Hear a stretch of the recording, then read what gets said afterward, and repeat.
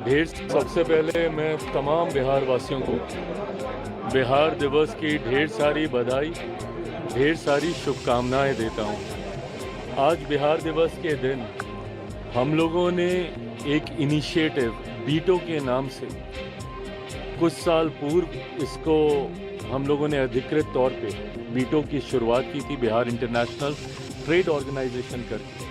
ये एक ऐसी ऑल्टरनेट पैरेलल व्यवस्था तैयार करने की सोच है जिसके माध्यम से हर वो बिहारी जो संभवतः बिहार में नहीं रह रहा है, दूसरे राज्यों में या दूसरे देश में जाकर उन्होंने अपने आप को इतना सक्षम कर लिया है कि वो अब बिहार के लिए और बिहारियों के लिए कुछ करना चाहते हैं, उन सबको एक मंच पर लाकर, ऐसे लोगों को, ऐसे इंडस्ट्री लीडर्स को एक मंच पर लाकर जो बिहार में अपना योगदान देना चाहते हैं, ना सिर्फ बिहारी बल्कि संभवतः दूसरे राज्य से हों पर उनकी सोच बिहार को विकसित राज्य बनाने की हो, उन सबको एक मंच पर लाकर बिहार में अलग अलग क्षेत्र में कार्य करने की सोच के साथ बीटो को तैयार किया गया है। मैं शिक्षा को बहुत ज़्यादा महत्व देता हूँ।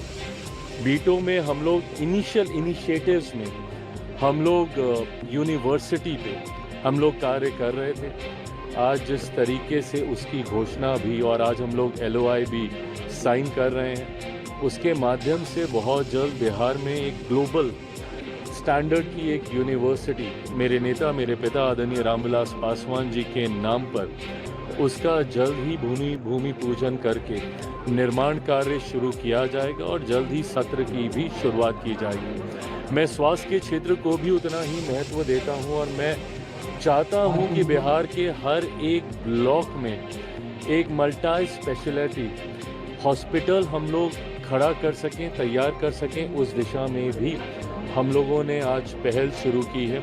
अलग अलग क्षेत्र में स्टार्टअप्स को कैसे हम लोग बढ़ावा दे सकें, कई ऐसे क्षेत्र में आज हम लोग LOI साइन करके, और ये सिर्फ लेटर ऑफ इंटेंट ही नहीं होगा बल्कि जल्द इसको धरातल पर उतारने की सोच के साथ बीटो आगे बढ़ रहा है। मेरे प्रधानमंत्री 2047 तक भारत को एक विकसित देश बनाना चाहते हैं। भारत विकसित तब बनेगा जब बिहार का हर एक गांव, हर एक परिवार विकसित बनेगा। उस दिशा में बीटो अपना महत्वपूर्ण योगदान सरकार के साथ कदम से कदम मिलाकर देने के लिए तैयार है।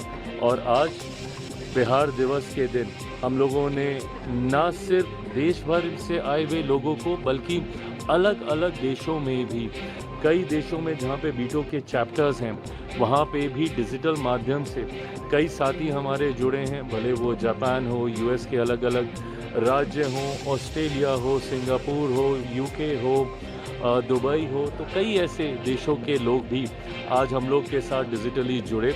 हम लोगों ने न सिर्फ बिहार दिवस की शुभकामनाएं दी बल्कि बीटो क्या क्या इनिशिएटिव्स आने वाले दिनों में करने जा रहा है उस पर भी आज विस्तृत चर्चा हुई। यूनिवर्सिटी कहाँ बनेगी? मैं बहुत जल्द इसकी 2-1 जगहें हम लोगों ने चिन्हित कर रखी हैं और मुझे लगता है बहुत जल्द मैं खुद एक बार व्यक्तिगत तौर पर वहां जाकर एक बार निरीक्षण करना चाहता हूं और मुझे लगता है बहुत जल्द इसकी घोषणा की जाएगी।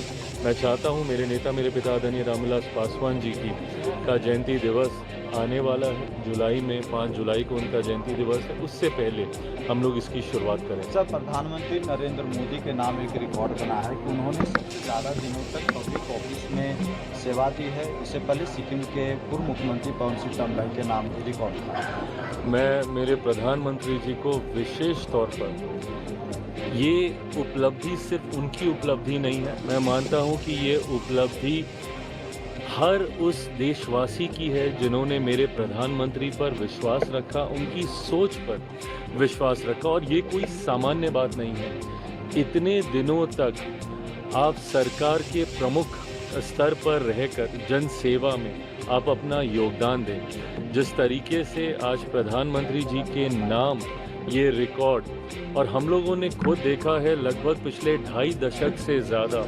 निरंतरता में वो सरकार के सर्वोच्च पद पर रहते हुए, चीफ मिनिस्टर, मुख्यमंत्री के तौर पर हो या देश के प्रधानमंत्री के तौर पर हो, जिस ईमानदारी, जिस निष्ठा, जिस तत्परता के साथ उन्होंने जन सेवा को प्राथमिकता देने का काम किया, हम लोगों ने इस बात का भी अनुभव किया कि कि बिना रुके बिना थके उन्होंने ये कार्य किया।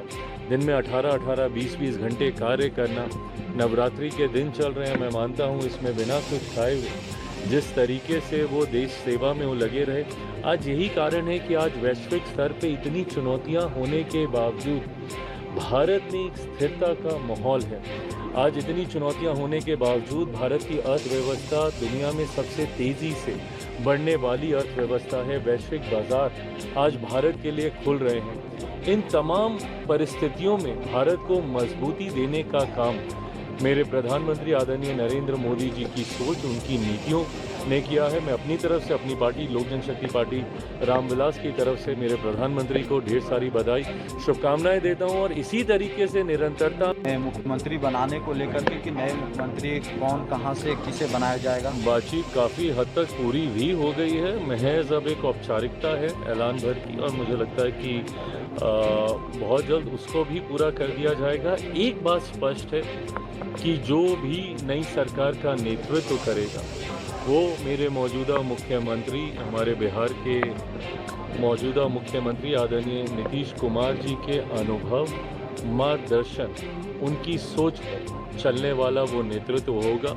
एनडीए उतनी ही एकजुटता के साथ, एनडीए के पांचों घटक दल उतनी ही एकता के साथ नए नेतृत्व का भी समर्थन करके बिहार को विकसित राज्य बनाने की सोच को आगे लेकर बढ़ने का कार्य करेंगे। आपकी पसंद भी सम्राट चौधरी ही है सर, क्योंकि जीतन राम मांझी ने साफ साफ कर दिया है कि उन्हें बनाया। जैसा मैंने कहा कि गठबंधन के भीतर ये बातें चल रही हैं और मैं हमेशा इस बात का पक्षधर रहा हूँ कि जब तक गठबंधन की बातचीत औपचारिक तौर पर सार्वजनिक ना हो उसके ऊपर चर्चा नहीं कर